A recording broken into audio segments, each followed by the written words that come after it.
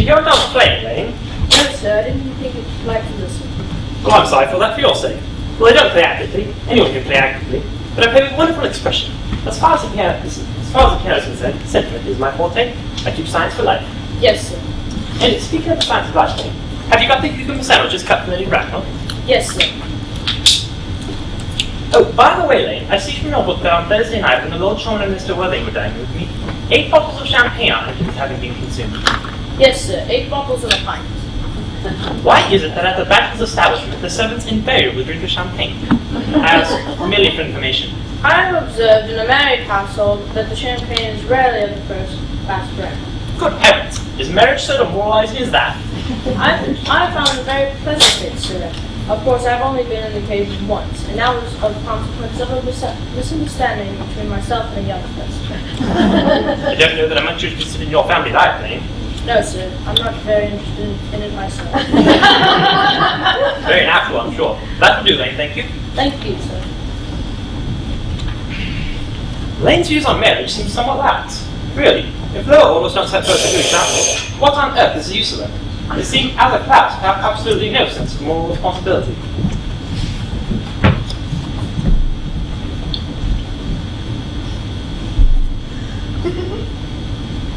Mr. Earnest Worthing. How are you, my dear Earnest? What brings you up to town? Oh, pleasure, pleasure. What else should bring one anywhere?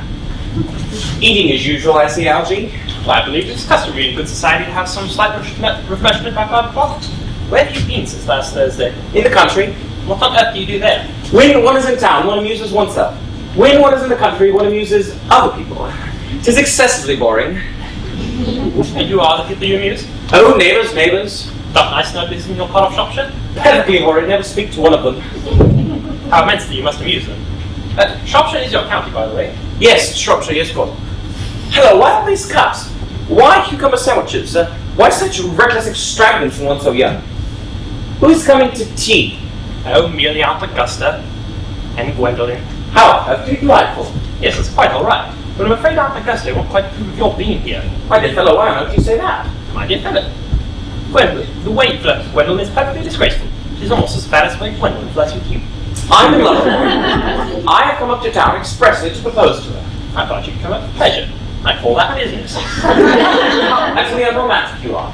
I really don't see anything romantic in proposing. Well, it's perfectly romantic to be in love. But there's nothing romantic about a definite proposal. Why one may be accepted. One usually is, I believe. Then the excitement is all over. The very essence of romance is uncertainty. If I ever get married, I shall certainly try to forget the fact. I've no doubt about that, dear Algie. The divorce court was invented for people whose memories are so curiously constituted. There's no use speculating on that subject, my dear fellow. Divorces are made in heaven. Please, don't touch the cucumber sandwiches. Well, you've been eating them all the time. Well, it's quite a different matter. She's my aunt. Here, have some bread and butter. The bread and butter is for Gwendolyn. Gwendolyn is devoted to bread and butter. Very good bread and butter it is, too. Well, you need not eat if you're going to eat at all. You behave as if you were married to her already. You're not married to her already, and I'm quite sure you never will be. Why not do you say that? Well, in the first place, girls never marry the men they flirt with. Girls don't think it's right. That's nonsense. Isn't it? It's a great truth. It accounts for the extraordinary number of bachelors one sees all over the place. In the second place, I don't give my consent. Your consent. My dear fellow, Gwendolyn is my first cousin, and before I allow you to marry her, you shall have to clear up the whole question of Cecily. Cecily? What on earth do you mean, Cecily? What do you mean, Algie, by Cecily? I don't know anyone of the name of Cecily. Bring that cigarette case Mr. Worthing left in the smoking room last time he dined here. Yes, sir. Do you mean to say that you've had my cigarette case all this time? I wish to goodness you would let me know. Been running frantic letters to Scotland Yard about it. I was very nearly offering a large reward. Well, I wish you would offer one. I happen to be more than usually hard up. No, so you would offering a large reward now that the thing is found. I think that's rather mean of you, Ernest, I must say. However, it makes no matter. But now that I look at the inscription inside, I find that the thing isn't short after all. Of course it's mine. You've seen it with it 100 times. And you've no right whatsoever to read what is written inside. It's a very ungentlemanly thing to read a private cigarette case. Oh, it's absurd to have a hard and fast rule about what one should and shouldn't read. All the half of my culture depends on what one shouldn't read. I'm well aware of the fact, and I don't propose to discuss what I'm called now. It isn't the sort of thing one should talk of in private. I simply want my cigarette case back. Yes, but this isn't your cigarette case. This cigarette case is a present from someone of the name of Cecily. And you said you didn't know anyone of that name. Well, if you must know, Cecily happens to be my aunt. Your aunt? Yes, charming old lady she is too. Lives at Tunbridge Wells. Just give it back to me, Algy. Yes, but why does she call herself Little Cecily? She's your aunt who lives at Tunbridge Wells. From Little Cecily, with her fondest love. My dear fellow, what on earth is there in that? Some ants are tall, and some ants are not tall. It is surely a matter that an aunt should be allowed to decide for herself. You seem to think that every aunt should be exactly like your aunt, which is absurd. For heaven's sakes, just give me back my cigarette case. Yes, but why does she call you her uncle? From Little Cecily, with her fondest love to her dear Uncle Jack. Now, there's no objection, I admit, to an aunt being a small aunt, but why an aunt, no matter her size may be, should call her own nephew her uncle? I can't quite figure out. Besides, your name isn't Jack at all, it's Ernest. It isn't Ernest, it's Jack. You've always told me it was Earnest. I've introduced you to everyone as Earnest. You answer to the name of Earnest, you look as if your name is Earnest. You're the most Earnest-looking person I ever saw in my life. I never said you saying your name isn't Earnest. It's on your card. Here's one of them. Mr. Ernest Worthing, B4 the Albany. I'll keep this as proof that your name is Ernest if you ever attempt to deny it to me or to Gwendolyn or to anyone else. Well, my name is Ernest in town and Jack in the country. And the cigarette case was given to me in the country. Yes, that does not account for the fact that your small aunt Cecily, who lives at Tunbridge Wells, calls you her uncle. Come on, boy. Let's have a thing out at once. My dear Algy, you look exactly as if you're a dentist. It's very vulgar to talk like a dentist when one isn't a dentist. It produces a false impression. Well, that is exactly what dentists always do. Now, tell me the whole thing. I may also mention that I've always suspected you of being a secret and confirmed Bunburyist. I'm quite sure of it now. What on earth do you mean? I will reveal to you the meaning of that incomparable expression as soon as you are kind enough to inform me why you are Ernest in town and Jack in the country. Well, produce my cigarette case first. Here it is. Now, produce your explanation, and pray, make it improbable. My dear fellow, there's nothing improbable about my explanation at all. Old Mr. Thomas Cardew, who adopted me when I was a small boy, made me in his will guardian to his granddaughter, Miss Cecily Cardew. Cecily, who addresses me as her uncle out of motives of respect which you could not possibly appreciate, lives at my place in the country under the care of her admirable governess, Miss Prism. Where is that place in the country, by the way? That is nothing to you, dear boy. You are not going to be invited. I may tell you candidly that the place is not in Shropshire. I suspected that, my dear fellow. I've wondered all over Shropshire on 2 separate occasions. Now, go on. Why are you Ernest in town, Jack in the country? My dear Algy, I doubt whether you'll be able to understand my real motives. You're hardly serious enough. When one is placed in the position of guardian, one must adopt a high moral tone on all subjects. And as a high moral tone can hardly be said to conduce very much to either oneself or one's happiness, I've always pretended to have a younger brother of the name of Earnest who lives in the Albany and gets into the most dreadful scrapes. That, my dear Algy, is the whole truth, pure and simple. The truth is rare and pure and never simple. Modern life would be very tedious if it were either, and modern literature a complete impossibility. It wouldn't be at all a bad thing. Literary criticism is not your forte, my dear fellow. Don't try it. You should leave that to the people who have not been at university. They do it so well in the daily papers. Now, what you really are is a Bunburyist. I was quite right in saying you were a Bunburyist. In fact, you're one of the most advanced Bunburyists I know. What on earth do you mean? You have invented a very useful younger brother called Earnest, in order that you may come back to town whenever you like. I haven't invented an invaluable permanent invalid called Bunbury, in order that I may go down to the country whenever I choose. Bunbury is perfectly invaluable. If it wasn't for Bunbury's extraordinary bad health, for instance, I wouldn't be able to down with you clothes this tonight, for I've really been engaged to Aunt Augusta for more than a week. I haven't asked you to dine with me anywhere tonight. I know, you're absurdly careless about sending out invitations. Very foolish of you. Nothing annoys people so much as not receiving invitations. You would much better dine with your Aunt Augusta. I haven't the smallest intention of doing anything of the kind. To begin with, I dine there on Monday, and once a week is more than enough to dine with one's own relations. In the second place, whenever I do dine there, I'm always treated as a member of the family and sat down with either no woman at all or two. In the third place, I know perfectly well who shall sit with me next week tonight. She will place me next to Mary Farquhar, who always flirts with her own husband across the dinner table. It's not pleasant. Indeed, it's not even decent. That sort of thing is enormously on increase. The amount of women in London who flirt with their own husbands is perfectly scandalous. It looks so bad. Simply washing one's own clean linen in public. And besides, now that I know you to be a confirmed Bunburyist, I naturally want to talk to you about Bunbury. I want to tell you the truth. I'm not a Bunburyist at all. If Gwendolyn accepts me, I think I should kill my brother. Indeed, I think I'm going to kill him in any case, and Cecily is a little too much interested in him. Just rather a bore. So I'm going to be rid of Ernest. And I strongly advise you to do the same with your friend, with your invalid friend with the absurd name. Nothing would induce me to part with Bunbury. And if you ever get married, which seems to me to be extremely problematic, you'll be very glad to know Bunbury. If one marries without knowing Bunbury has a very tedious time of it. If I marry a charming girl like Gwendolyn, and she is the only girl I ever saw that I would marry, I certainly wouldn't want to know Bunbury. Then your wife will. You don't seem to realize that married life agrees company and two is none. That, my dear fellow, is the theory that the corrupt French drama has been propounding for the last 50 years. Ah, yes, and the happy English home has proved it in half the time. For heaven's sakes, don't try to be cynical. It's perfectly easy to be cynical. My dear fellow, doesn't get anything nowadays. There's a lot of beastly competition about. Ah, that must be Aunt Augusta. Only relatives or creditors that are reading that Bulgarian manner. Now, if I can get out of the way for 10 minutes in order that you might have the opportunity of proposing to Gwendolyn, may I dine with you at Willis's tonight? I suppose so, if you want to. Yes, but you must be serious about it. I hate people who aren't serious about meals. So shall we? Lady Bracknell and Miss Fairfax. Good afternoon, dear Algernon. I hope you are behaving well. Oh, I'm feeling very well, Aunt Augusta. Oh, that is not quite the same thing, and rarely, in fact, the two things go together. Dear me, you are smart. I'm always smart, aren't I, Mr. Worthing? You are quite perfect, Miss Fairfax. Oh, I hope I'm not that. It will leave no room for development, and I intend to develop in many directions. I'm sorry for a little late, dear Algernon. I was obliged to call on Lady Harbury, who I hadn't seen since her poor husband's death.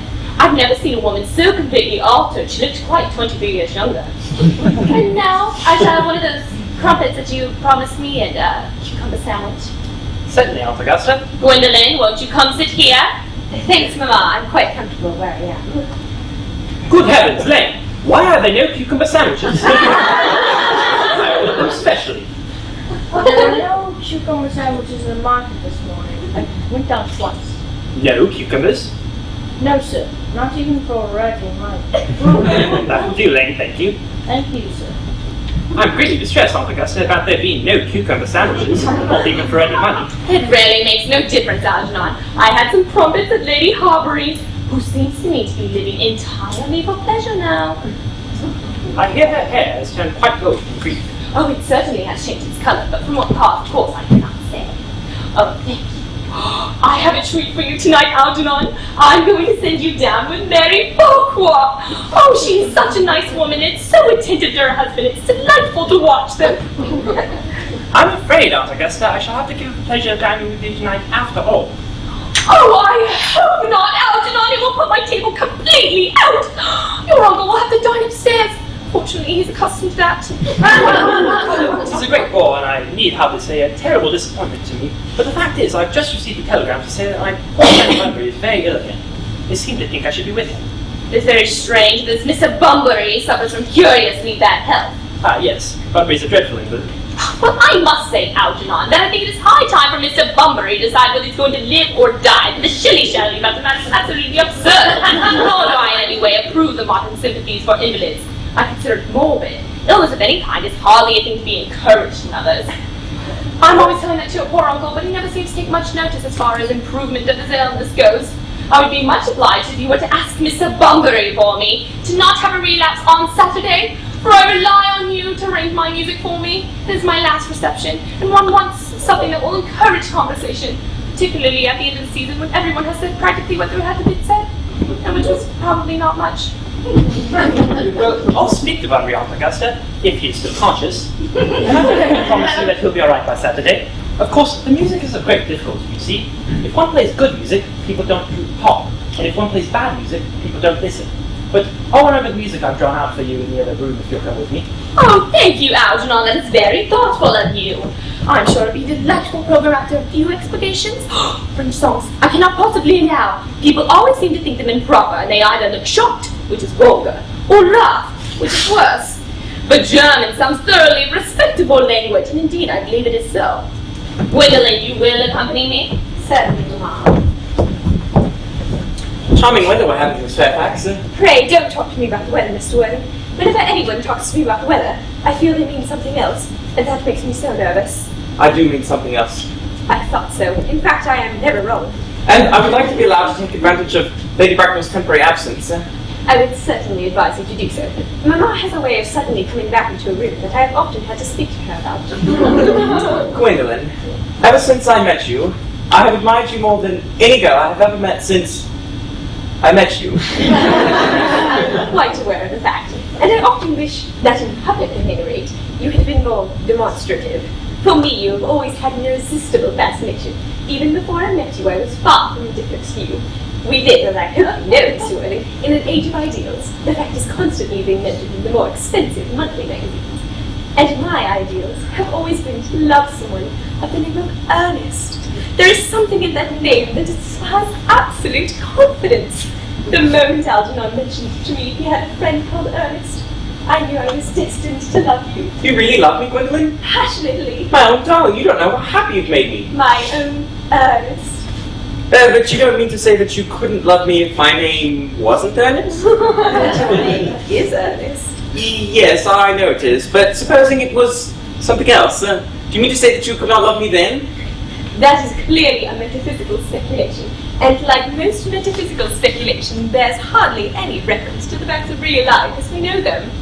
Well, personally, darling, to speak quite candidly, though much care for the name of Earnest, don't think the name suits me at all. It suits you perfectly. Earnest is a divine name. It has a music of its own. It produces vibrations. Well, really, Gwendolyn, I think there are lots of other, much nicer names. I think Jack, for instance, a charming name. Jack? No, there's hardly any music in a name like Jack. Indeed, if any at all. I have known several Jacks, and they all, without exception, were more than usually plain. Besides, Jack is a common domesticity, or John, and I pity any woman who is married to a man called John. She would probably never be allowed to know a single moment's solitude. Gwendolyn, I must get christened at once. I mean, we must get married at once. There's no time to be lost. Married, Mr. Worthing? Well, surely, you know that I love you, and you've led me to believe that you're not absolutely indifferent to me. I adore you, but nothing has been said about marriage. You haven't proposed to me yet. May I propose to you now? I would certainly advise you to do so. And I think it would be quite fair of me to tell you quite frankly beforehand that I am fully determined to accept you. Gwendolyn? Yes, Mr. Worthing? What have you got to say to me? You know what I've got to say to you. Yes, but you don't say it. Gwendolyn, will you marry me? Of course I will, darling. How long you have been about it. I'm afraid you have very little experience in how to propose. My own darling, I've never loved any in the world but you. Yes, but men often do propose for practice. I know my brother Gerald does. All my girlfriends tell me so. Brown eyes you have, Ernest. They are quite brown. I hope you will always look at me just like that, especially when other people are present. My own one. Gwendolyn! Rise up, and that semi-recumbent position is most indecorous! Mamma, I must beg you to retire. This is no place for you. Besides, Mr. Worthing is not quite finished yet. Finished with what, may I ask? I am engaged to be married to Mr. Worthing, Mamma. You are nothing of the kind. When you do become engaged, I or your father, should his health permit him, will inform you of the fact. It is hardly a thing that a young girl could arrange for herself. Engagement should come on a young girl as a surprise, pleasant or unpleasant as the case may be. Now I have a few questions to press to Mr. Worthing, and while I'm making these inquiries, you, Gwendolyn, will wait below in the carriage. Mamma! Below, Gwendolyn!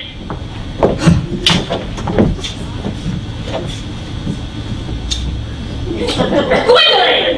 Below! You may take a seat, Mr. Worthing. Thank you, Lady Bracknell. I prefer standing. I feel bound to tell you that you are not on my list of eligible young men, although I have the same list as Lady Dumbleton has. We work together, in fact. However, I'm quite ready to enter your name should you answer what a truly affectionate mother requires. Do you smoke? Well, yes, I must admit I do smoke. I'm glad to hear it. A man should always have some sort of occupation about with him. There are far too many idle men in London as it is. What is your age? 29. A very good age to be married at.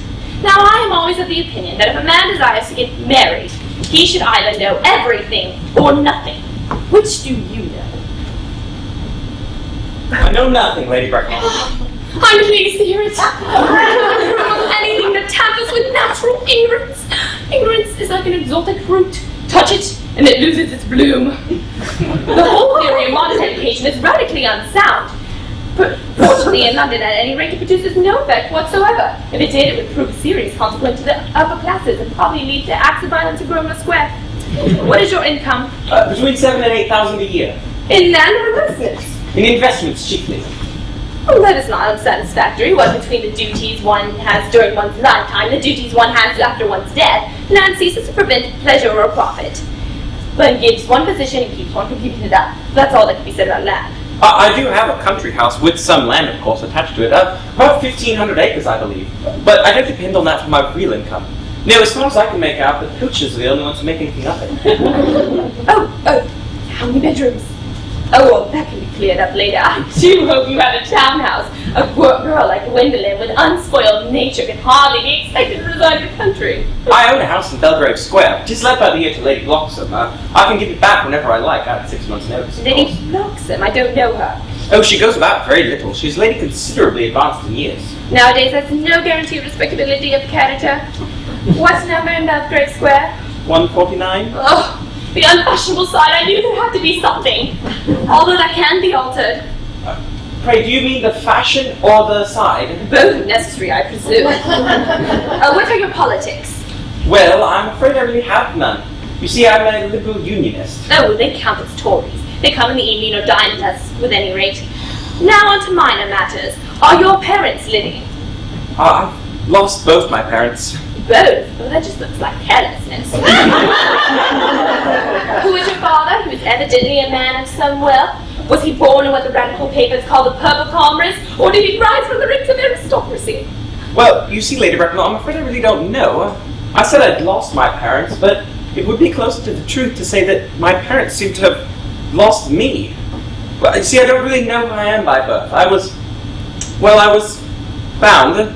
Found? Yes, old Mr. Thomas Cardew, a gentleman of a charitable and kindly disposition, found me and gave me the name of Worthing because he happened to have a first-class ticket for Worthing in his pocket at the time.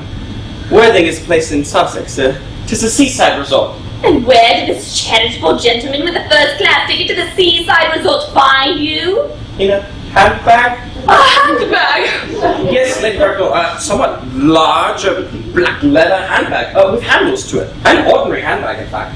And where did this Mr. James or Thomas Cardew find this ordinary handbag? The cloakroom at Victoria Station was given him in mistake for his own. The cloakroom at Victoria Station? Yes, the Brighton line. The line is immaterial. Mr. Worthing, I must confess that I feel somewhat bewildered by what you've just told me. To be born or bred at any rate in a handbag, whether it had handles or not, seems to me to display a contempt for the ordinary decency of family life that remind one of the worst excesses of the French Revolution. And I presume you know exactly what that unfortunate movement led to.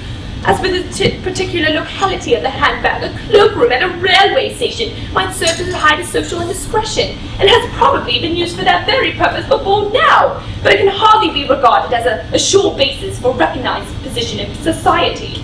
May I ask what you would advise me to? I need hardly say I would do anything in the world to ensure Gwendolyn's happiness. Well, I would strongly advise you, Mr. Worthing, to try to acquire some relations as soon as possible, and make a definite effort to produce one parent of either sex before the season is quite over. I don't see how I could possibly do that. I can produce the handbag at any moment. It is in my dressing room home. Surely that should satisfy you. Me, sir? What has this to do with me?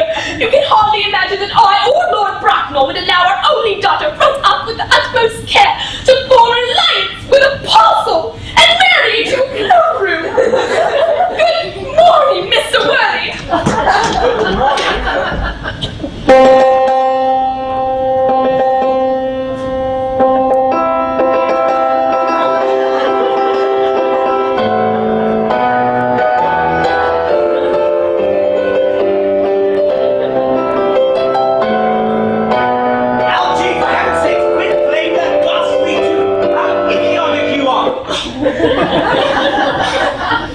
Did you go all right, old boy? You don't mean to say Gwendolyn refused you. I know it's the way she has. She's always refusing people. I think it's most ill-natured of her. Oh, Gwendolyn is right as a trivet. As far as she's concerned, we're engaged. Her mother is perfectly unbearable. Never met such a gorgon. Of course, I don't really know what a gorgon is like, but I'm quite sure Lady Bracknell is one. In any case, she's a monster without being a myth, which is rather unfair. Oh, I beg your pardon, Algie. I suppose I shouldn't talk to you about your own relations in this way before you. My dear fellow, I love hearing my relations abused. There's nothing that makes me put up with them at all. Relations are simply a teacher's pack of people who have the smallest knowledge of how to live, nor the remotest instinct about when to die. Oh, nonsense. Tisn't. Well, don't argue about the matter. You always want to argue about things. Well, that is exactly what things were originally made for. Oh, upon my word, if I thought that, I'd shoot myself. Yes, you don't suppose that Gwendolyn will become like her mother in about 150 years? All women become like their mothers. That's their tragedy. No man does. That's his. Is that clever? Well, it's perfectly phrased, and quite as true as any observation in civilized life should be. I'm sick to death of cleverness. Everybody is clever nowadays. You can't go anywhere without meeting clever people. The thing has become an absolute public nuisance. I wish to goodness we had a few fools left. We have. I should extremely like to meet them. What do they talk about? The fools? Oh, about the clever people, of course. What fools? By the way, did you tell Gwendolyn the truth about your being Jack in town in Earnest in the country? Oh, my dear fellow, the truth isn't the sort of thing one tells to a sweet, nice, refined girl. What extraordinary idea should have about the way to behave to a woman? Oh, my dear fellow, the only way to behave to a woman is to make love to her if she is pretty, and to someone else if she is plain. Oh, that's nonsense. Isn't it? What about your brother? What about the popular girl, Ernest? Oh, before the end of the week I shall have got rid of him. I'll say he died in Paris of apoplexy. Lots of people die of apoplexy quite suddenly, don't they? Yes, but it's hereditary, my dear fellow. You should much better say a severe chill. You're sure a severe chill isn't hereditary? Of course it isn't. Very well. Poor brother Earnest is carried off in Paris by a severe chill. That gets rid of him? Yes, but I thought you said that Miss Clargy was a little too much interested in your poor brother Ernest. Won't she feel has lost a good deal? Oh, that is quite all right. Cecily is not a silly romantic girl, I'm pleased to say. She's got a capital appetite, goes on long walks, and pays absolutely no attention at all to her lessons. I should rather like to see Cecily. I shall take great care you never do. She's excessively pretty and only just 18. Have you told Gwendolyn yet that you have an excessively pretty ward who's only just 18? One doesn't blurt these things out to people. Cecily and Gwendolyn are perfectly certain to be extremely great friends. I'll bet you anything you like that a half an hour after they've met, they'll be calling each other sister. Well, women only do that when they call each other a lot of other things first. If we want to get a good table of quizzes, we must really go and dress. Do you know it is nearly 7? Well, there's always nearly 7. Well, I'm hungry. I never knew you when you weren't. What shall we do after dinner? Go to a theatre? Oh no, I loathe listening. Well, let's go to the club. No, I hate talking. We might talk around to the Empire at 10. No, I can't stand looking at things. It's so silly. Well, what shall we do? Nothing. It's awfully hard work doing nothing. However, I don't mind hard work, so as long as there's no definite object of any kind. Miss Fairfax. Well, upon my word. Kindly turn your back. I have something very particular to say to Mr. Worthing. Really, Gwendolyn, I don't think I can allow this at all. Algy, you always adopt such a strictly moral character for life. You are not quite old enough to do that. Ernest, we may never be married. I fear from the expression of Mamma's face that we never shall. Few parents nowadays pay any regard to what their children say to them. Whatever influence I had with Mamma, I must have lost at the age of 3. But though she may prevent us from becoming man and wife, and I may marry someone else, and marry often, nothing she can do can alter my eternal devotion to you. Gwendolyn. The story of your romantic origins, retold to me by Mamma, with unpleasing comments, has naturally stirred the deeper fibres of my nature. The simplicity of your character is almost incomprehensible to me. I have no address in the town, but what is your address in the country? The Manor House, Woolton, Hertfordshire. There is a good postal service, I suppose. It might be necessary to do something desperate. That, of course, will require serious consideration. I will be in communication with you daily. How long have you been in the town? Till Monday. Good. Algy, you may turn round now. Thanks, I've turned around already. You may also ring the bell. You will allow me to see you to your carriage, will you not? Certainly. I will see Miss Fairfax out. Yes, sir.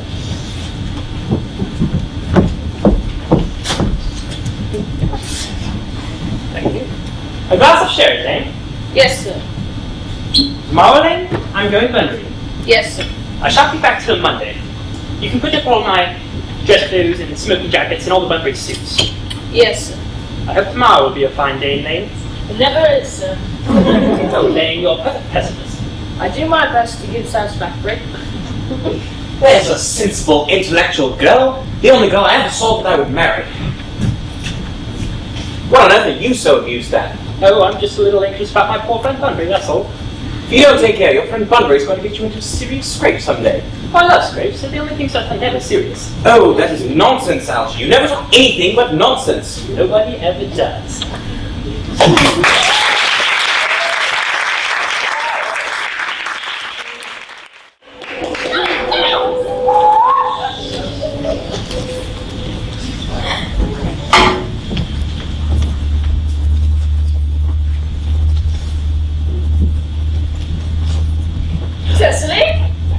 Cecily! Surely such a utilitarian occupation as the watering of flowers is rather Moulton's duty than yours, especially at a moment when intellectual pleasures await you. Your German grammar is on the table. Pray open it at page 15.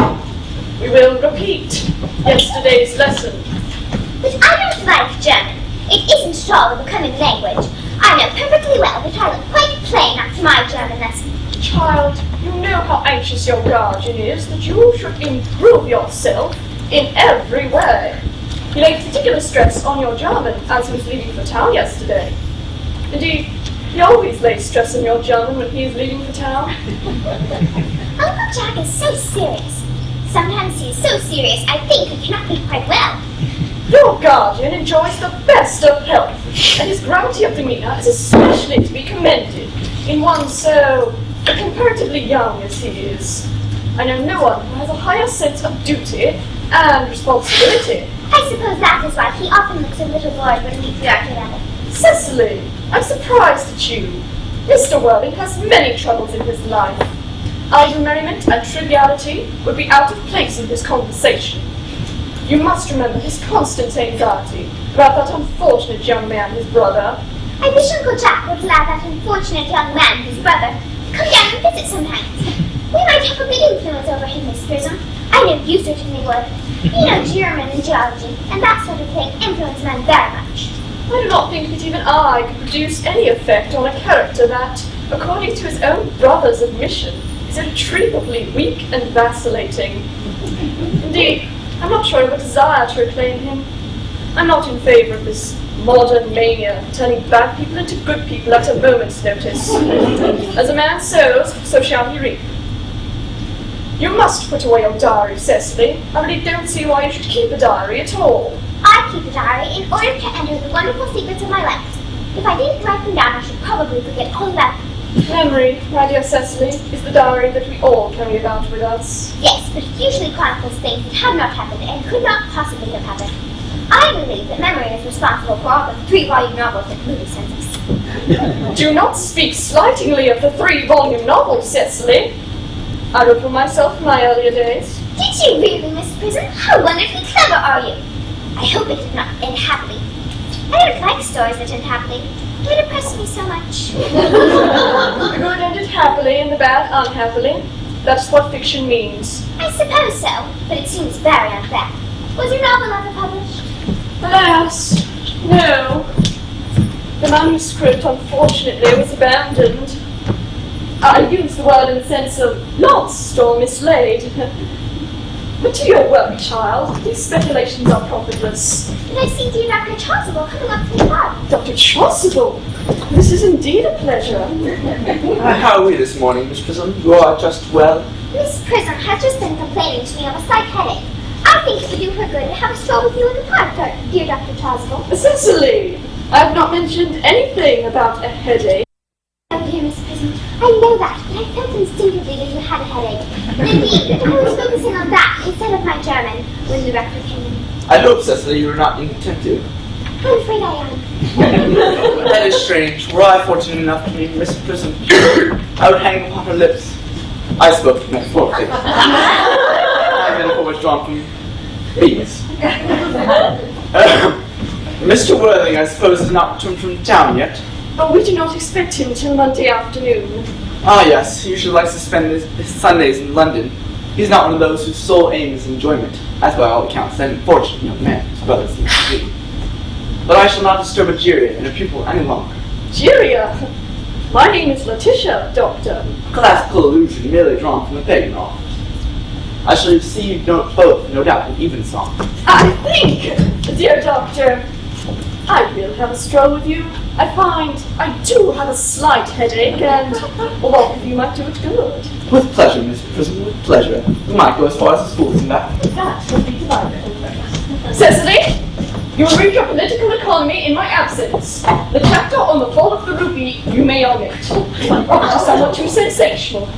Even these metallic problems have their melodramatic side. Horrid political economy, horrid geography, and horrid German. Mr. Earnest Graving has just driven over from the station. He's brought his luggage with him. Uncle Jack's brother? Did you tell him Uncle Jack was in town? Yes, miss. He seemed very much disappointed. I mentioned that you and Miss Prism were in the garden. He asked us to speak privately with you for a moment. Please send Mr. Earnest Graving here. Yes, miss. I've never met a really wicked person before. I feel rather frightened. I'm so afraid he will look just like everyone else. He does. You are my little cousin Cecily, I'm sure. You are under some strange mistake. I'm not little. I'm more than I usually talk my age. Yes, I am my cousin Cecily. And you, I see from your card, are Uncle Jack's brother, my cousin Earnest. My wicked cousin Earnest. Oh, I'm not really wicked at all, cousin Cecily. You mustn't think that I'm wicked. You are not, and you have certainly been deceiving us all in a very unexcusable manner. I hope that you have not been leading a double life, pretending to be wicked and being good really the whole time. That would be hypocrisy. Of course, I have been rather reckless. I'm glad to hear it. In fact, now that you mention the subject, I have been very bad in my own small way. I do not think you should be so proud of that. I'm sure it must have been very pleasant. It is much pleasanter being here with you. I do not understand how you were here at all. Uncle Jack will be back till Monday afternoon. That is a great disappointment. I'm obliged to go out by the first train on Monday morning. I have a business appointment that I'm anxious to miss. Couldn't you miss it anywhere but in London? Oh no, the appointment is in London.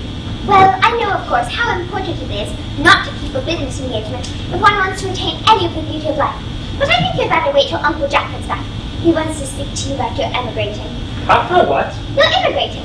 He's gone up to buy your outfit.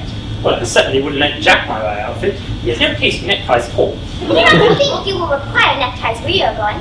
Uncle Jack is sending you to Australia. Australia? I'd sooner die. Well, he said last night at dinner that you would have to choose between this road, the next road, and Australia. Hey, wait. The accounts I've received of Australia and the next world are not particularly encouraging. This world is good enough for me, cousin Cecily. Yes, but are you good enough for it? I'm afraid I'm not that, which is why I want you to reform me. You might make that your mission if you don't mind, cousin Cecily. I'm afraid I have no time this afternoon. Well, would you mind my reforming myself this afternoon? It's very quixotic of you, but I think you should try. I will. I feel better already. You are looking a little worse. That is because I'm hungry. How foolish of me. I should have remembered that when one is going to lead an entirely new life, one needs regular and wholesome meals. Won't you come in? Thank you. I'll have a buttonhole first. I never have any appetite unless I have a buttonhole first. A marchandier? No. I'd sooner have a red rose. Why? Because you are like a red rose, cousin Cecily. I do not think it can be right for you to call me that. Miss Prism never says such things to me. Then Miss Prism is a short-sighted old lady. You are the prettiest girl I ever saw. Miss Prism says that all good looks are a snare. They are a snare every sensible man would like to be caught. I do not think I would like to catch a sensible man who wouldn't know what to talk to him about. Are you too much alone, dear Dr. Chaucer? You should get married. Well, Miss Anthrope I can understand, but a woman-thrope, never. Believe me, I do not deserve so neologistic a phrase. The precept as well as the practice of the primitive church are distinctly against matrimony. That is obviously the reason why the primitive church has not lasted up to the present day. And you do not seem to realize, dear doctor, that by persistently remaining single, a man converts himself into a permanent public temptation. Men should be more careful. This very celibacy leads weaker vessels astray. But is a man not equally attractive when married? No married man is ever attractive, except to his wife. And often I've been told, not even to her. That depends on the intellectual sympathies of the woman. Maturity can always be depended on. Ripeness can be trusted. Young women are green. I spoke horticulturally. My metaphor is drawn from fruits. But where is Cecily? Perhaps she followed us to the schools. Mr. Worthing, Mr. Worthing? this is indeed a surprise. We did not look for you till Monday afternoon. I have returned sooner than expected. Dr. Chasuble, I hope you are well. Mr. Worthing, I trust this dog flows not took some terrible calamity. My brother, More shameful deaths and extravagance. Still leading his life of pleasure? dead. Your brother Ernest dead? Quite dead. What a lesson for him. I trust you will profit by it. Mr. Worthing, I offer you my sincere condolences. I wish you with the consolation of knowing that you are the most generous and forgiving of brothers. Poor Earnest. He had many faults, but still 'tis a sad, sad blow. Very sad indeed. Were you with him at the end? No, he died abroad, in Paris, in fact. I received a telegram last night from the manager of the Grand Hotel. Was the cause of death mentioned? A severe chill, it seems. As a man sows, so shall he reap. Charity, Miss Prism, charity. None of us are perfect. I myself am susceptible to troubles. Will the interment take place here? No, he seems to have expressed a desire to be buried in Paris. In Paris? I fear that hardly points to any very serious state of mind for last. You will no doubt like me make some slight allusion to this tragic domestic affliction next Sunday. My sermon on the meaning of man in the wilderness can be adapted to most any occasion. Joyful, or in the present case, distressing. I appreciate our harvest celebrations, christenings, confirmation, on days of humiliation, and festival days. The last time I delivered it was as a charity sermon on behalf of society for the prevention of discontentment among the upper orders. The bishop who was present was much struck by some of the analogies I drew. Dr. Chasuble, you mentioned christenings, I believe. I suppose you know how to christen all right. You are continually christening, are you not? It is, I regret to say, one of the rector's most constant duties in this parish. I've spoken often to the poorer classes on the subject, but they don't seem to know what thrift is. Mr. Worthing, is there some infant you are interested in? Your brother, I believe, was unmarried. Oh, yes. People who live entirely for pleasure usually are. No, but you see, dear doctor, it's not for any child. No, I am extremely fond of children. But you see, I would like to be christened myself this afternoon, if you have anything better to do. But surely, Mr. Worthing, you've been christened already. Well, I don't remember anything about it. But do you have any grave doubts on the subject? I certainly intend to have. Of course, I don't know if the thing would bother you in any way, or if you think I'm a bit too old now. Not at all. The sprinkling and indeed the immersion is a perfectly canonical practice. Immersion? You need not have any apprehension. The sprinkling is all that is necessary. And I think advisable. Our weather is so changeable. At what hour would you like the ceremony to be performed? Oh, I might drop around about 5, if that would suit you. Admirably, admirably. In fact, I have 2 similar cases to perform at that time. A case of twins in one of the outlying cottages on your own estate. A poor Jenkins, the cotter, a most hard-working man. I don't see much fun in being christened along with other babies. Would be so childish. Would 5:30 do? Admirably, admirably. And now, I will not intrude on your house of sorrow any longer. I would merely beg you not to be bowed down so much by grief. What seems to us bitter trials are often blessings in disguise. Though this seems to me a blessing of an extremely obvious kind. Uncle Jack! Oh, how pleased am I to see you back. But what horrid clothes you have on. Do you go change them? Cecily! My child, my child. Uncle Jack, whatever is the matter? You look as if you had a toothache. Do you look happy? I have such a wonderful surprise for you. Who do you think is in the dining room? Your brother. Who? Your brother. He arrived about half an hour ago. What nonsense! I haven't got a brother. Uncle Jack, don't say that. However badly he has behaved in the past, he is still your brother. You couldn't be so heartless as to disown him. I'll go tell him to come here, and you will shake hands with him, won't you, Uncle Jack? These are joyful tidings. After we had all been resigned to his loss, his sudden return seems to me peculiarly distressing. My brother is in the dining room? What on earth did it all mean? I think it's perfectly absurd. What? Good heavens! Brother John, I've come down from town to tell you that I'm very sorry for all the trouble that I've caused you and that I intend to lead a better life in the future. Uncle Jack, you're not going to refuse your brother's hand. Nothing would induce me to take his hand. I think it's coming down here disgraceful. He knows perfectly well why. Oh, Jack, do be nice. There is some good in everyone. Ernest has just been telling me about his poor invalid friend, Mr. Bunbury. Oh, he's been talking about Bunbury, has he? Yes, he's told me all about Bunbury and his terrible state of health. Well, I won't have him talking to you about Bunbury or about anything else. So not to drive one perfectly frantic. Of course, I admit the faults were all on my side. But I must say that I find Brother John's coldness towards me to be peculiarly painful.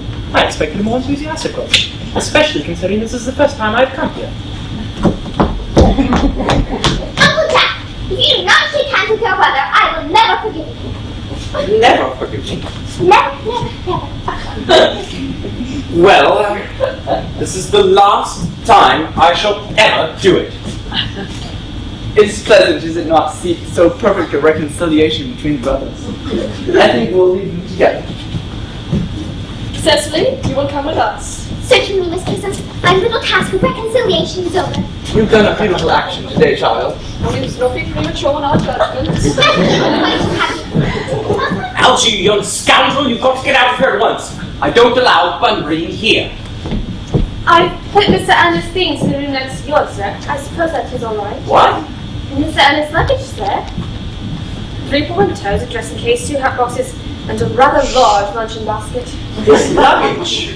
I'm afraid I can't stay for more than a week this time. Merriman ordered the dog cart at once. Mr. Earnest has suddenly been called back to town. Yes, sir. What a fearful liar you are, Jack. I've not been called back to town at all. Yes, you have. I haven't heard anyone call me. Your duty as a gentleman calls you back. My duty as a gentleman has never interfered with my pleasures in the smallest degree. I can quite understand that. Well, Cecily is a darling. You're not to talk to Miss Carter like that. I don't like it.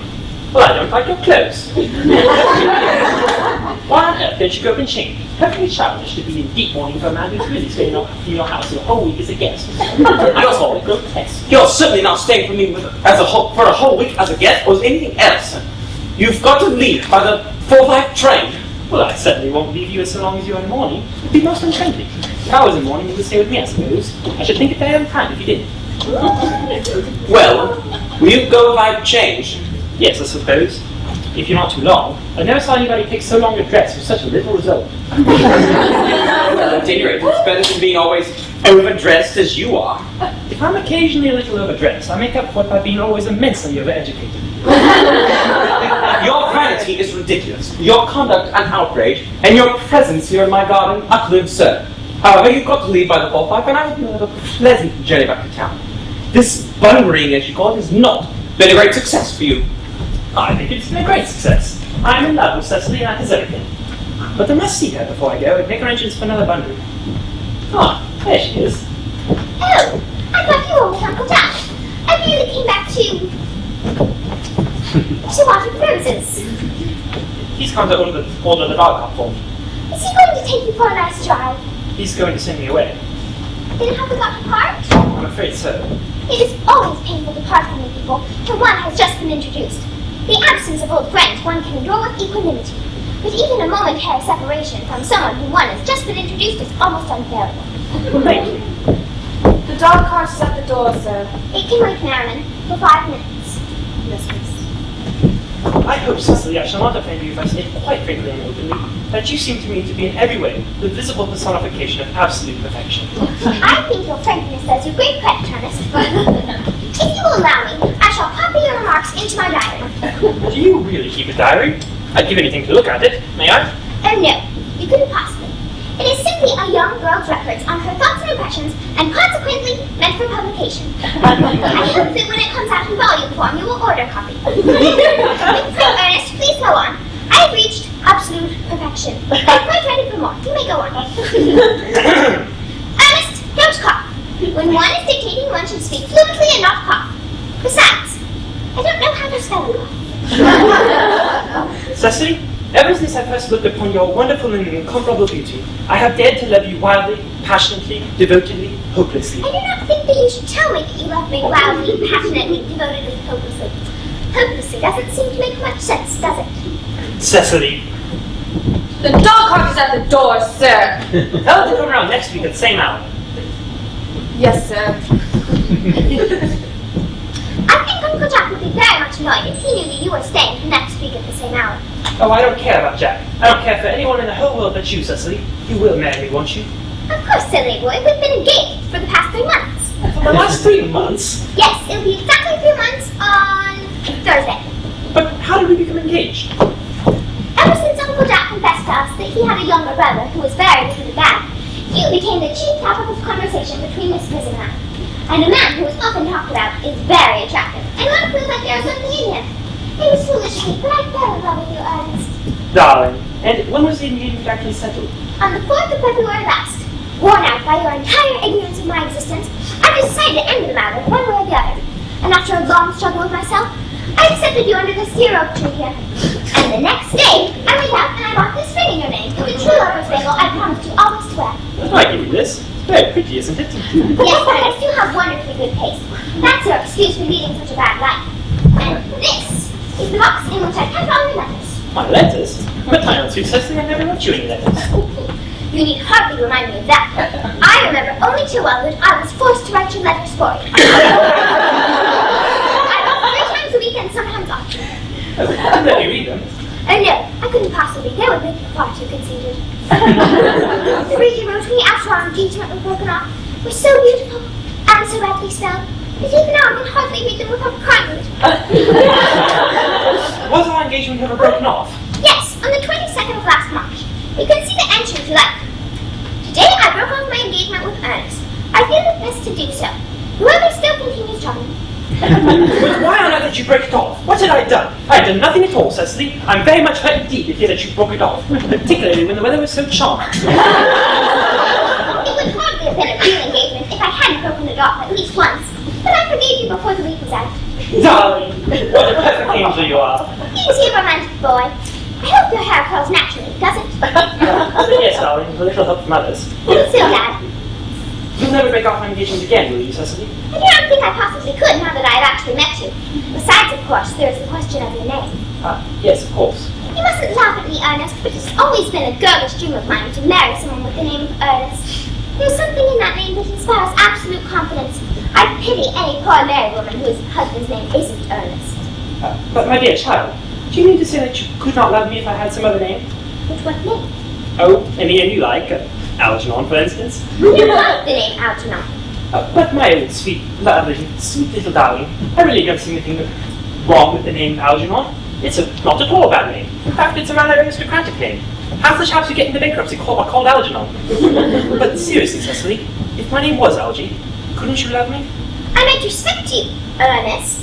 I might admire your character, but I would not be able to give you my undivided attention. Cecily, your rector here is, I suppose, thoroughly experienced in all the rites and ceremonials of the church? Oh yes, Dr. Charles Boo is a very learned man. He has never written one book, so you can imagine how much he knows. Well, I must see him on a most important christening. Most important business. Oh, I shan't be away for more than a half hour. considering that we have known each other since 3 months and we've been engaged, it seems rather hard that that you should leave me for so long a period as half an hour. Can't you make it 20 minutes? I'll be back in no time. What an impetuous boy he is. I like his hair so much. I must copy down his remarks into my diary. Miss Fairfax has just called to see Mr. Worthing on very important business, Miss Fairfax states. Isn't Mr. Worthing in his library? No, he went in the direction of the rectory some time ago. Tell Miss Fairfax to come here. Mr. Worthing shall be back soon, and I suppose you had better bring tea. Yes, miss. Miss Fairfax, I suppose one of the many elderly women who is associated with Uncle Jack in some of his philanthropic work in London. I don't much like women who are associated with philanthropic work. I think I'd be so bored of them. Miss Fairfax. Hey, let me introduce myself to you. My name is Cecily Cardew. Cecily Cardew. What a very sweet name. Something tells me we're going to be great friends. I like you already more than I can say, and my first impressions on people are never wrong. How sweet of you to like me so much after we've known each other for such a comparatively short time. Hey, have a seat. I may call you Cecily, may I not? With pleasure, And you will always call me Gwendolyn. if you wish. Then it is all quite settled, is it not? I hope so.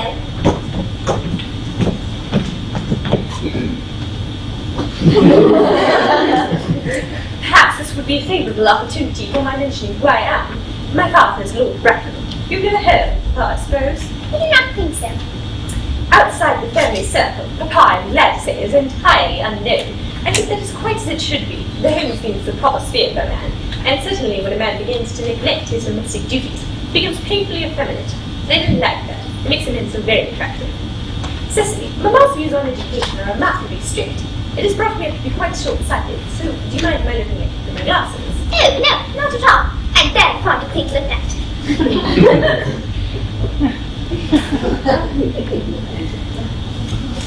You're here on a short visit, I suppose. No, I live here. Really? Your mother, no doubt for some female relative of advanced years, resides here also? No, I have no mother, nor in fact any relations of any kind. Indeed. Yes, Mr. Worthing and Miss Prism have the oddest task of looking after me. Mr. Worthing? Yes, Mr. Worthing is my father. Oh, it is strange he never mentioned to me he had a ward. How very secret about him. He grows more interesting hourly, though I cannot say that the news inspires me with feelings of unmixed delight, for now that I know that you are Mr. Worthing's ward, I cannot help but express the wish that you were somewhat older than you may seem to be and not quite so alluring in appearance. In fact, if I might speak quite candidly. Pray do. I think that whenever one has anything unpleasant to say, one must always be quite candid. Well, to speak with perfect candor, Cecily, I wish you were fully 42 and more than usually claimed your age. Earnest has a strong, upright sense of nature. He is the very soul of truth and honour. Disloyalty would be as impossible to him as deception. But even the men with the strongest possible moral character are extremely susceptible to the physical charms of others. Modern, no less than ancient history, provides me with many most painful examples of what I refer to. If it were not, history would be quite unreal. I beg your pardon, Gwendolyn. Did you say Earnest? Yes. No, it is not Earnest Worthing who is my guardian. It is his brother, his elder brother. It is strange he never mentioned to me he had an elder brother. I'm afraid they have not been on good terms for a long time now. Ah, that accounts for it. And now that I think of it, I have never heard of a man mention his elder brother. The subject seems distasteful to most men. Cecily, you have lifted a load from my mind. I was beginning to be almost anxious, and it would have been a pity if any lad had come across a friendship like ours would have not. Though you are quite sure that it is not Mr. Earnest Worthing who is your brother. Quite sure. In fact, I am going to be his. I beg your pardon. Dear Gwendolyn, there is no reason why I should keep it a secret from you. A little Chronicle newspaper is sure to chronicle the fact sometime next week. And Miss Worthing and I are engaged to be married. That is certainly very curious, for Earnest Worthing and I are engaged to be married. The announcement will appear in the Hope Morning Post on Saturday at the latest. I'm afraid there must be some misconception. Ernest proposed to me exactly 10 minutes ago. That is certainly very curious, for he proposed to me yesterday at 5:30. If you care to verify the incident, pray do so. I never travel without my diary. One should always have something sensational to read on the train. I am sorry, dear Cecily, if it is any possible disappointment to you, but I'm afraid I had the prior blame. It would distress me more than I can tell you, dear Gwendolyn, if I cause you any mental or physical anguish. But I am bound to point out that since Earnest has proposed to you, he has clearly changed his mind. If my poor boy has gotten himself into any foolish promise, I would consider it my duty to rescue him at once, with a firm hand. Whatever entanglement my poor boy has gotten into, I will never reproach him with it after we are married. Do you allude to me, Miss Cardew, as an entanglement? You are presumptuous. On occasions of this kind, it becomes more than moral duty to speak one's mind. It becomes a pleasure. Do you suggest, Miss Fairfax, that I entrapped Earnest into an engagement? How dare you! This is no time for wearing the shallow mask of manners. When I see a spade, I call it a spade. I am glad to say I have never seen a spade. It is obvious that our social spheres have been widely different. Shall I make tea as usual, Miss? Yes, as usual. Are there many interesting walks in the venue, Miss Cardew? Yes, from the top of one county, one can see close to 5 counties. 5 counties? Oh, I don't think I should like that. I hate crowds. I suppose that is why you live in a town.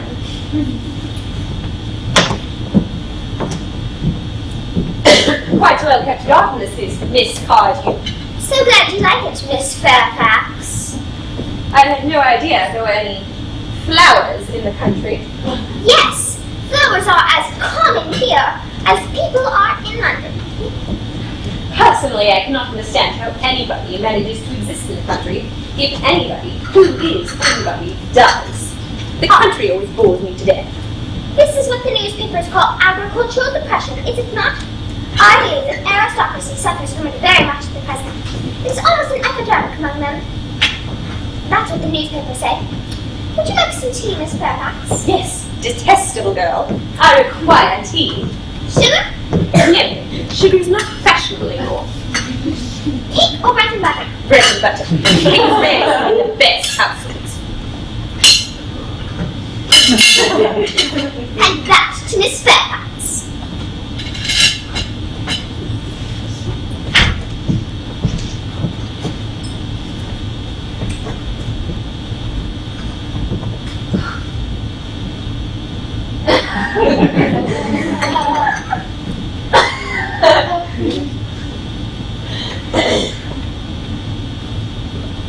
You have filled my tea with lumps of sugar, and though I ask most distinctly for bread and butter, you have given me cake. I am known for my gentleness of disposition and the extraordinary sweetness of my nature, but I warn you, Miss Cardew, you may go too far. To save my poor, innocent, trusting boy from the mechanisms of any other girl, there are no lengths in which I shall not go. From the moment I saw you, I distrusted you. I thought you to be false and deceitful. I am never deceived in such matters. My first impressions on people are invariably right. It seems to me, Miss Fairfax, that I am trespassing on your valuable time. I am sure you have many other calls in the neighborhood of a similar character to make. Earnest! My own Earnest! A moment. May I ask if you are engaged to be married to this young lady? To little Cecily? Of course not. Who could have put such an idea into your pretty little head? Thank you. You may. I knew that there must be some mistake, dear Gwendolyn. The man who at present has his arm around your waist is my guardian, Mr. John Worthing. John! Oh! Here is Ernest. Hi, young lad. A moment. Are you engaged to be married to that young lady? What young lady? Good heavens, Gwendolyn! Yes, to good heavens, Gwendolyn. Of course not. What could have put such an idea in your pretty little head? Thank you. You may. I felt there must be some slight error, Miss Cardew. For the man that is at present embracing you is my cousin, Algernon Moncrief. Algernon Moncrief? Are you really called Algernon? I cannot deny it. And are you really called John? I would deny it if I liked. I could deny anything if I liked. But my name certainly is John. It's been John for years. A gross deception has been practiced on both of us. My poor wounded Cecily. My dear wronged Gwendolyn. You will call me sister, will you not? One question I would be allowed to ask my guardian. An admirable idea. Mr. Worthing, there is just one question I would like to be permitted to put to you. Where is your brother Ernest? We are both engaged to be married to your brother Ernest, so it is no matter of small importance to us to know where Ernest is at present. Gwendolyn, Cecily, it is very painful for me to be forced to speak the truth to you. It is the first time in my life that I've ever been reduced to such a painful position, and I fear that I'm really quite inexperienced at doing anything of the kind. However, I will tell you quite frankly that I have no brother Earnest. I have no brother at all. I've never had a brother, and I have not the smallest intention of ever having one in the future. No brother at all? None. Not a brother of any kind? Never. Not even of any kind. I'm afraid, dear Cecily, that neither of us is engaged to be married to anyone. It's not a very pleasant position for one young girl to suddenly find herself in. Certainly not. Let us go into the house. They will hardly venture us after there. Yes, men are so cowardly. This ghastly state of things is what you call bunburying, I suppose. Yes, a perfectly wonderful Bunbury it is. The most wonderful Bunbury I ever had in my life. Well, you've no right whatsoever to bunbury here. Oh, it's absurd. One has a right to Bunbury anywhere one chooses. Every serious Bunburyist knows that. Serious bunburyist, good heavens. Well, one must be serious about something if one wants to have any amusement in life. I happen to be very serious about Bunbury. What on earth you are serious about, I have the slightest idea. About everything, I should fancy. You have such an absolutely trivial nature. Well, the only small satisfaction I have in the whole of this wretched business is that your friend Bunbury is quite exploded. Not going to be able to run down to the country as often as you'd like, dear Algy. And a very good thing, too. Your brother is a little off colour, dear Jack. You ought to be able to run down to town quite so frequently as your wicked custom was. Not a bad thing, either. As for your conduct toward Miss Cardew, I say that your taking in a sweet, innocent girl like Cecily is perfectly absurd, to say nothing of the fact that she's my ward. And I can see no possible defence for your deceiving a clever, thoroughly experienced young lady like Miss Fairfax, to say nothing of the fact that she's my cousin. I wanted to be engaged to Gwendolyn. I love her. Well, I simply wanted to be engaged to Cecily. I adore her.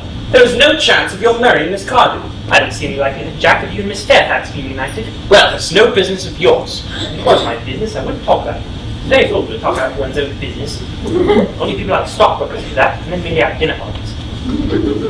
How you can sit here, calmly eating muffins when we're in this horrible trouble, I can't make out. You seem to me to be perfectly heartless. I can't eat muffins in an agitated manner. One must eat muffins always quite calm. Is the only way to eat them. I say it's perfectly heartless you're eating muffins at all under the circumstances. When I'm in trouble, eating is the only thing that consoles me. Indeed. When I'm in really great trouble, as anyone who knows me intimately will tell you, I refuse everything except food and drink. At the present moment, I'm eating muffins because I'm unhappy. And I'm particularly fond of muffins. Well, there's no reason you should eat them all in that greedy way. So what if you would have tea cake instead? I don't like tea cake. Algy, I wish to goodness you would go. I don't want you here. Why don't you just go? You can't ask me to go without eating dinner. It's absurd. I never go anywhere without having dinner. Nobody ever does except vegetarians and people like that. And besides, I've just made arrangements with Dr. Choswell to be christened at 6:15 under the name of Earnest. Then, my dear fellow, the sooner you get that idea, that nonsense out of your head, the better. I made arrangements with Dr. Choswell myself to be christened at 5:30, and I naturally would take the name of Earnest. Gwendolyn would wish it. We can't both be christened Earnest. It's absurd. Besides, I have a perfect right to be christened if I like. There's no evidence at all I was ever christened by anyone. I think it entirely probable I never was. And so does Dr. Choswell. It's entirely different in your case. You have been christened already. Yes, but I've not been christened for years. Yes, you have been christened. That is the important thing. Quite so. So I know my constitution can stand it. If you're not sure of your ever having been christened, I dare say it's rather dangerous you're mentioning on it now. It would make you very unwell. You can hardly have forgotten that someone very closely connected to you was very nearly carried off this week in Buckingham Palace by a severe chill. You said yourself a severe chill wasn't predatory. It used to be, I know, but I dare say it is now. Science is always making wonderful improvements in this. Jack, want the muffins again? I wish you wouldn't. There's only 2 left. But I hate tea cake. Why on earth then do you allow it to be served to your guests? What ideas you have of hospitality? Algy, I wish to goodness you would go. I don't want you here. I've already told you to go. I can't go. I haven't quite finished my tea yet. There's still 1 muffin left.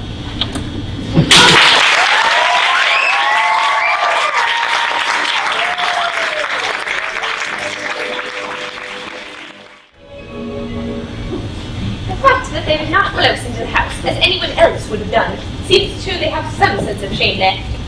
They've been eating muffins. That looks like repentance. They don't seem to notice it at all. Couldn't you cough? But I haven't coughed. Oh, they're looking at us. What effrontery! They're approaching. That is rather bold of them. Let us receive a dignified silence. Certainly, it is the only thing to do now.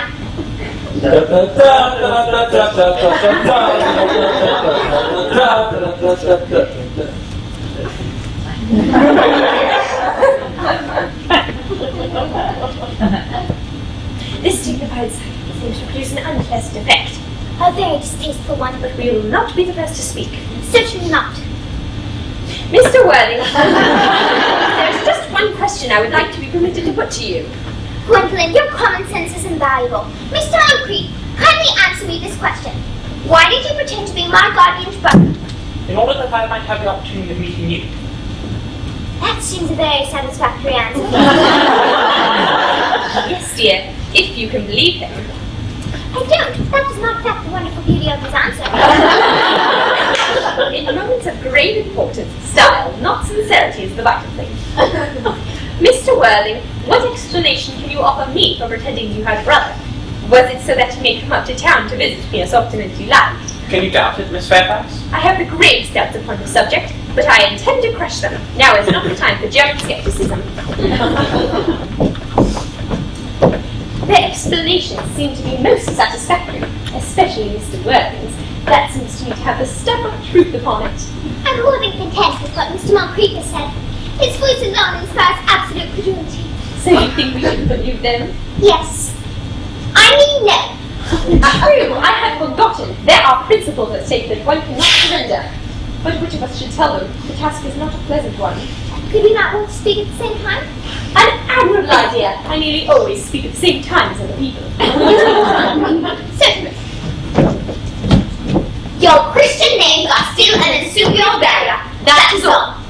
Our Christian names? Is that all? But we are going to be christened this afternoon. For my sake, you are prepared to do this terrible thing? I am. To please me, you are ready to face this fearful ordeal? I am. How absurd to talk of the equality of the sexes. Where questions of self-sacrifice are concerned, men are infinitely beyond us. We are. They have moments of physical courage, of which we women know absolutely nothing. Darling. Darling, Gwendolyn. Lady Bracknell. Good heavens! What is the meaning of this? I'm engaged to Mr. Worthing, Mamma. You are nothing of the kind. Come, sit down. Sit down immediately. Hesitation of any kind shows the mental decay and the of your physical weakness behold. A prizer of my daughter's sudden flight. Her trusty handmaid's confidence I perchance by a means of a small coin. Her father is under the impression that she is attending a molding lengthy lecture by the University Extension Scheme on the permanent income on thought. Indeed, I do not propose to undeceive him. I have never undeceived him on any question I would consider it wrong. But you must clearly understand that all communications between you and my daughter must cease immediately, and on this point, as I am on all points, firm. I am engaged to be married to Gwendolyn, Lady Bracknell. You are nothing of the kind, sir. Now as to regards to Algernon. Algernon, Yes, Aunt Augusta? may I ask if this is the house where your invalid friend Mr. Bunbury resides? No, Bunbury doesn't live here. Bunbury is somewhere else at present. In fact, Bunbury's dead. When did Mr. Bunbury die? His death must have been extremely sudden. Oh, I killed Bunbury this afternoon. Poor Bunbury died. What did he die of? Bunbury, he was quite exploded. Was he the victim of a revolutionary outrage? I had no idea that Mr. Bunbury was interested in social legislation. If so, he was well punished for his morbidity. My dear Aunt Augusta, what I mean to say is that he was found out. The doctors found out that he could not live any longer. That is what I mean. So Bunbury died. Well, he seems to have had a great confidence in the opinion of his physicians. However, I'm glad that he made up his mind at once and acted upon proper medical advice. Now that we've finally gotten rid of this Mr. Bunbury, may I ask Mr. Worthing, who is that young person my nephew's hand is holding in a most peculiarly unnecessary manner? That lady is Miss Cecily Cardew, my ward.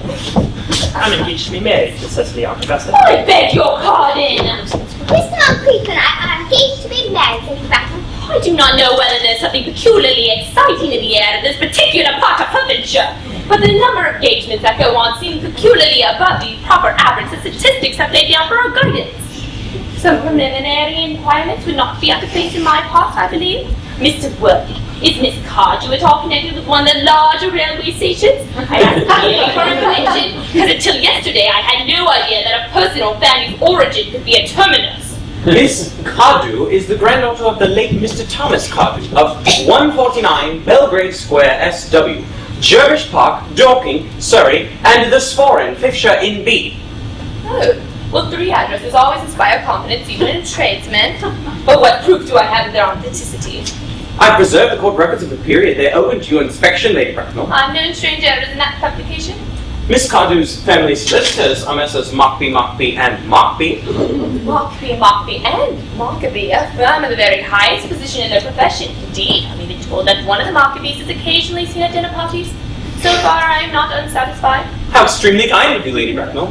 I have also in my possession, you will be pleased to hear, certificates of Miss Cardew's birth, baptism, whooping cough, registration, confirmation, vaccination, and the measles, both the German and the English variety. Oh, a life crowded with incident, I see, but maybe somewhat too exciting for someone so young. Oh, Gwendolyn, I believe it is time for our departure. As a matter of form, Mr. Worthing, I might as well ask if this Cardew has any small fortune. Oh, only about £130,000 in the funds, that is all. Goodbye, Lady Bracknell, so pleased to have seen you. A moment, Mr. Worthing, £130,000 and in the funds. Oh, Miss Cardew is a most attractive young lady now that I look at her. Come here, pretty child. Your dress is sadly simple and your hair as a nature left it. But that can soon be altered by a thoroughly experienced French maid. She produces marvelous effects in a very brief space in time. Indeed, I remember recommending one to young Lady Lacey, and after 3 months her own husband didn't know her. Well, after 6 months, nobody knew her. Behind me, turn around. Oh, no. Side view is what I want. Ah, indeed, just as I suspected, there are distinct social possibilities in your profile. The chin a little higher. This chin is largely dependent on the way the style is worn. The chin at the moment is worn very high. So, Algernon? Yes, Aunt Augusta? There are distinct social possibilities in Miss Cardew's profile. Cecily is the dearest, sweetest, prettiest girl I ever saw in my life. I don't care tuppence about social possibilities. Oh, don't speak disrespectfully about society, Algernon. Only people can't get you to do that. Now, sweetheart, you must understand that Algernon has nothing but his steps to depend on. But I do not believe in mercenary marriages. But when I married Lord Bracknell, I had no fortune whatsoever. But I never dreamed that I'd allow that to give my way for a moment. Well, I guess I must give my consent. Thank you, Aunt Augusta. Thank you, Aunt Augusta. You may kiss me. And you may address me as Aunt Augusta for the future. Thank you, Aunt Augusta. I think the marriage better take place quite soon. Thank you, Aunt Augusta. To speak quite frankly, I do not approve of long engagements. It gives one the opportunity of finding out the other character, and I never think that's advisable. I beg your pardon for interrupting you, Lady Bracknell, but seeing as Miss Cardew is my ward, she cannot legally come of age. She cannot legally marry until she comes of age without my consent. That consent I absolutely decline to give. Upon what grounds, may I ask? Algernon is extremely, and if I may say, ostentatiously an eligible young man. It pains me to speak quite frankly to you, Lady Bracknell, about your nephew's character. However, I will say that I suspect him of being untruthful. Untruthful? My nephew Algernon? Impossible. He's an Oxonian. I think we no possible doubt about the matter. This afternoon, during my temporary absence in London on an important question of romance, he gained admission to my house under the false pretense of being my brother. Under an assumed name, he drank, I've just been informed by my butler, an entire pint bottle of Perrier-Jouet Brew 89, wine I was specially reserving for myself. Continuing in his disgraceful deception, he succeeded in the course of the afternoon in alienating the affections of my only ward. He subsequently stayed to tea and devoured every last muffin. And what makes this conduct all the more marvelous is that he has known from the first that I do not have a brother, that I never had a brother, and that I do not ever intend to have a brother, not even of any kind. I distinctly told him so myself, yesterday afternoon. Mr. Worthing, after careful consideration of my nephew's conduct towards you, I have decided to completely overlook the matter. How extremely kind of you, Lady Bracknell. However, my own decision remains unalterable. I decline to give my consent. Come here, child. How old are you? I'm really only 18, but I always submit to 20 when I go out to evening parties. You are quite right to make some slight alterations. Women should never be so quite accurate about their age and so calculating. 18, but you mentioned it 20 at dinner parties. Well, it won't be long before you are free from your restraints of tutelage, and so I don't think your guardian's opinion is anything of importance. I beg your pardon for interrupting you again, Lady Bracknell, but I feel bound to tell you that as per her grandfather's will, Miss Cardew does not legally come of age till she is 35. Well, I see no grave objection in that. 35 is a very attractive age. Indeed, London society is filled with women with the age of 35. I know Lady Doubleton has remained 35 ever since she arrived at the age of 40. Many years ago now. So I do not see why Miss Cardew will not be just as attractive as she is at present in the age that you mentioned. There'll be a large accumulation of property. Algie, could you wait for me until I was 35? Of course I could, Cecily. You know I could. Yes, I felt it instinctively, but I couldn't wait that long. I'm not punctual myself, I know, so I like punctuality in others, and waiting even to be married is quite out of the question.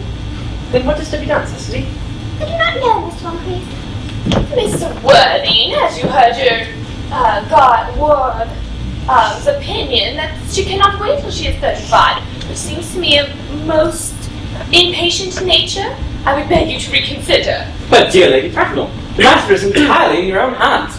The moment you consent to my marriage with Gwendolyn, I will gladly now allow my ward to form an alliance with your nephew. You must understand that what you propose is quite out of the question. And I fear that a passionate celibacy is all that any of us may look forward to. That is not the destiny I propose for Gwendolyn. Algernon, you may choose for yourself. Come, Gwendolyn, we've missed 4, if not 5 trains. To miss any more, we'll have us comment on the platform. Everything is quite ready for the christenings. Christening, sir, isn't that somewhat premature? Both you gentlemen have expressed a desire for immediate baptism. A baptism at their age? The idea is grotesque and irreligious.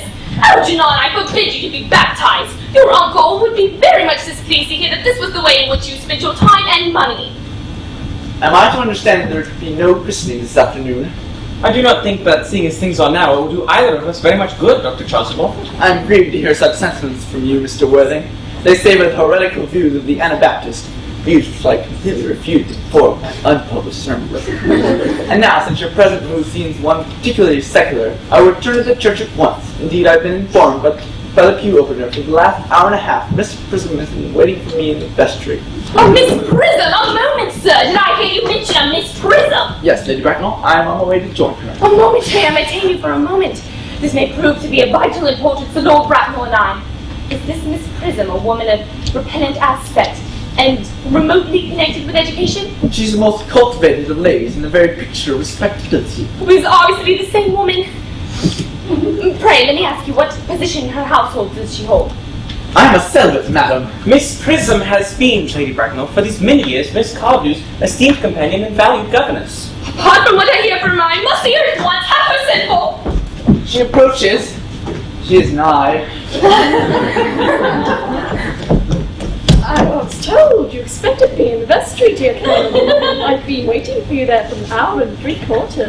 Prism! Come here, Prism! Prism. Where is that baby?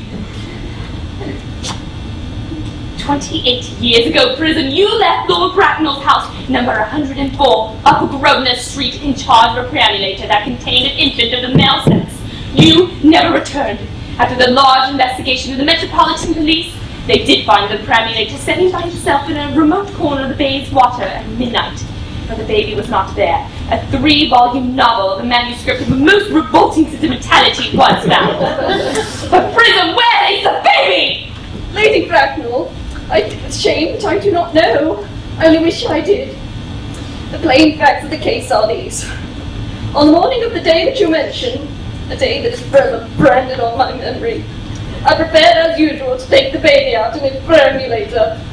I also had with me a somewhat old but capacious handbag, in which I had intended to place the manuscript of a work of fiction which I had written during my few unoccupied hours.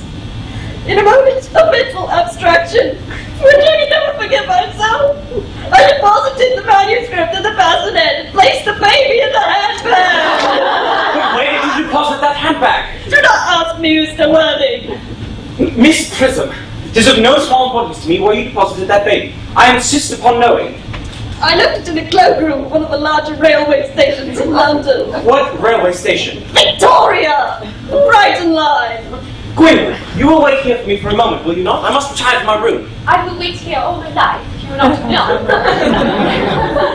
What do you think this means, Lady Bracknell? I did not even suspect Dr. Chasuble. In families of high position, strange coincidences are not supposed to occur. It's hardly considered a thing. That seems strangely agitated.